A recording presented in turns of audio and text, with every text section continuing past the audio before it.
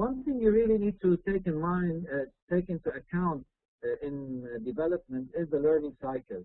Everyone is born with a certain natural level of performance, natural talent. But one thing that a lot of people don't know is that once you start learning something new, performance actually dips in the short term. It goes down in the short term. A lot of people don't know this. And what happens is this is natural. You could see this when you change your mobile phone and you get a new phone. It takes you some time to learn how to use it, even though it's maybe more advanced phone. So learning goes down, and once someone learns something, the performance goes down. And what do you think a lot of people do once the performance goes down? Quick chat messages. Be quick so we can gain time. What happens when the performance goes down? Well, a lot of people actually give up and they go back to what they're used to. They go back to their comfort zone. Now, very few people actually put in the effort and keep on practicing until they're able to excel and reach their true potential.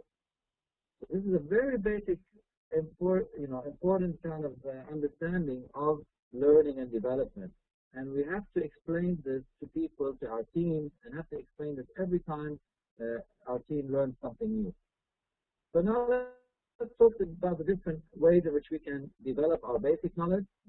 So you've got job shadowing, so people, especially new recruits, could go in and follow someone who's more experienced in doing their job to learn the basic things.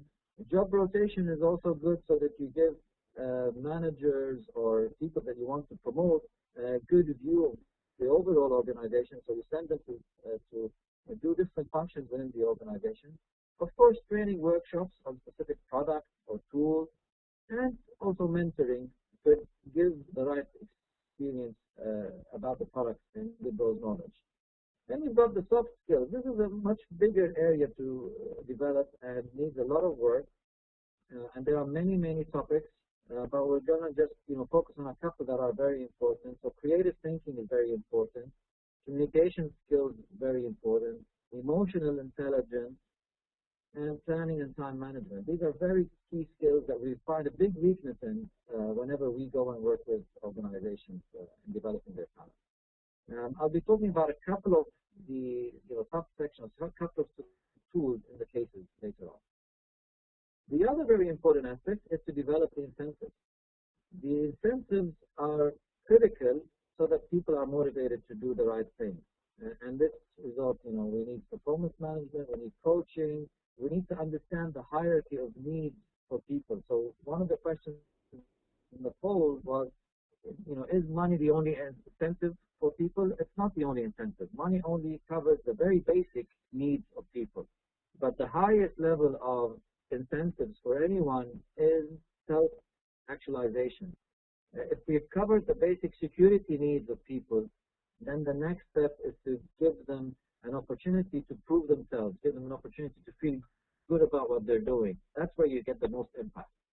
And incentives and rewards. So this is very important in terms of a cycle. So you measure what's important, what gets measured gets done by your team, what gets done gets rewarded, and you need to find a way to always reward good jobs.